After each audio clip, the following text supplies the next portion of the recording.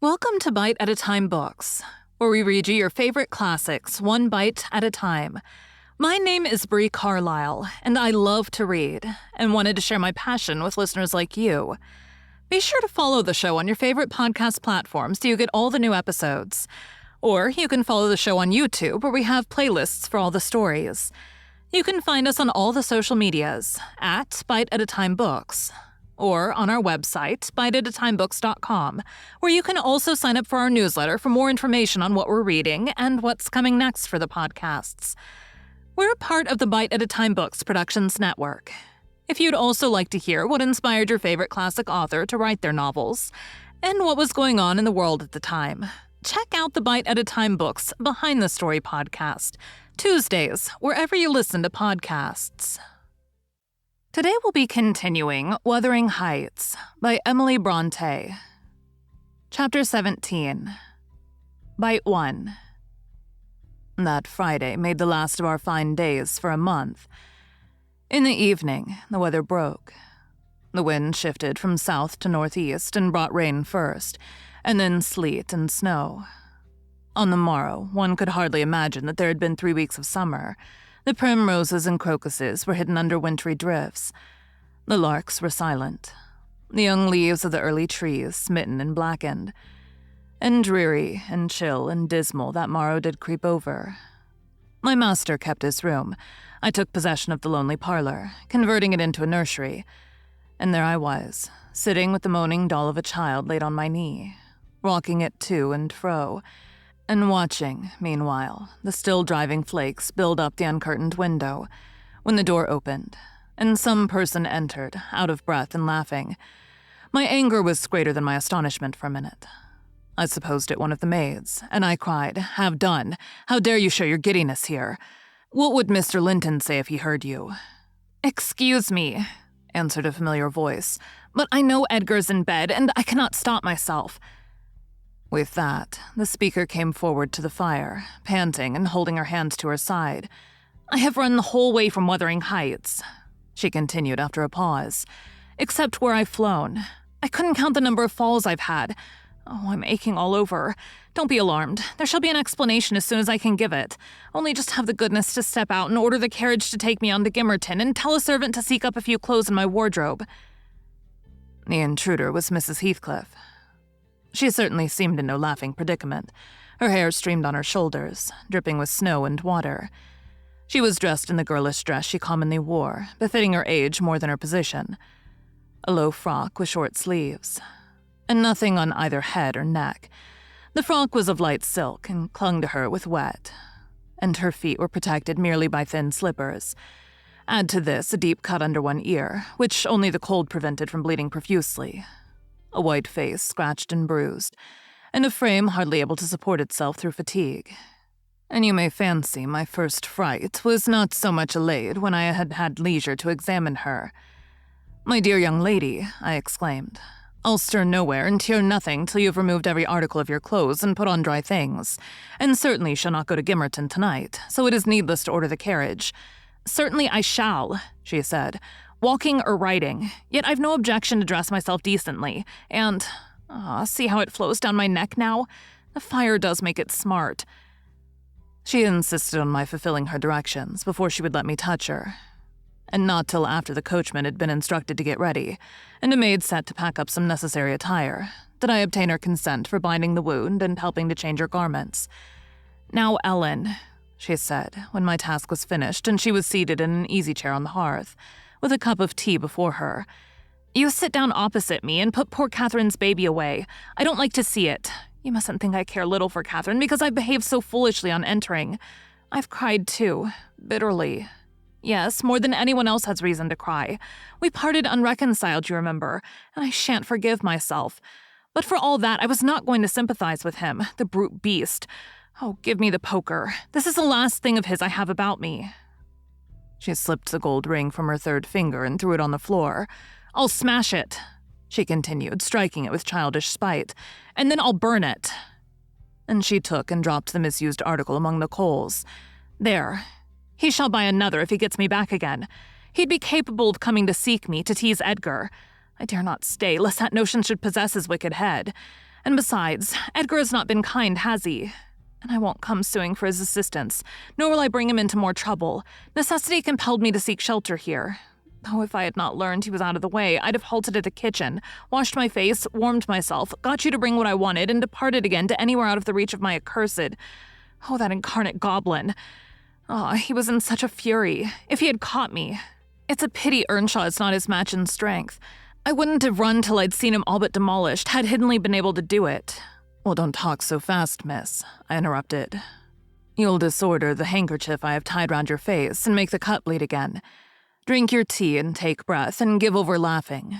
Laughter is sadly out of place under this roof and in your condition. An undeniable truth, she replied. Listen to that child.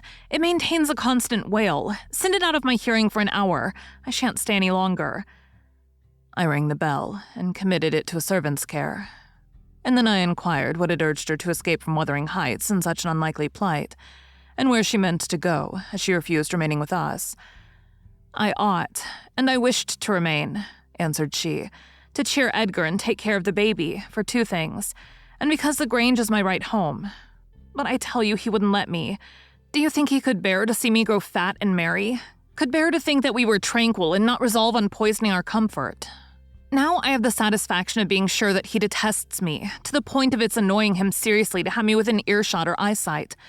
I notice, when I enter his presence, the muscles of his countenance are involuntarily distorted into an expression of hatred, partly arising from his knowledge of the good causes I have to feel that sentiment for him, and partly from original aversion. It is strong enough to make me feel pretty certain that he would not chase me over England, supposing I contrived a clear escape, and therefore I must get away. I've recovered from my first desire to be killed by him. I'd rather he'd kill himself. He has extinguished my love effectually, and so I'm at my ease. I can recollect yet how I loved him, and can dimly imagine that I could still be loving him if... No, even if he had doted on me, the devilish nature would have revealed its existence somehow. Catherine had an awfully perverted taste to esteem him so dearly, knowing him so well. Monster. Would that he could be blotted out of creation, out of my memory. Hush, he's a human being, I said. Be more charitable. There are worse men than he is yet. He's not a human being, she retorted, and he has no claim on my charity. I gave him my heart, and he took it and pinched it to death and flung it back to me. People feel with their hearts, Ellen. And since he has destroyed mine, I have not power to feel for him, and I would not, though he groaned from this to his dying day and wept tears of blood for Catherine. No, indeed, I wouldn't. And here Isabella began to cry. But immediately dashing the water from her lashes, she recommenced. You asked what has driven me to flight at last. I was compelled to attempt it because I had succeeded in rousing his rage a pitch above his malignity. Pulling out the nerves with red-hot pincers requires more coolness than knocking on the head. He was worked up to forget the fiendish prudence he boasted of, and proceeded to murderous violence.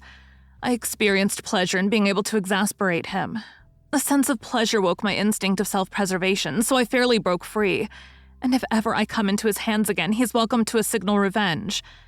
Yesterday, Mr. Earnshaw should have been at the funeral.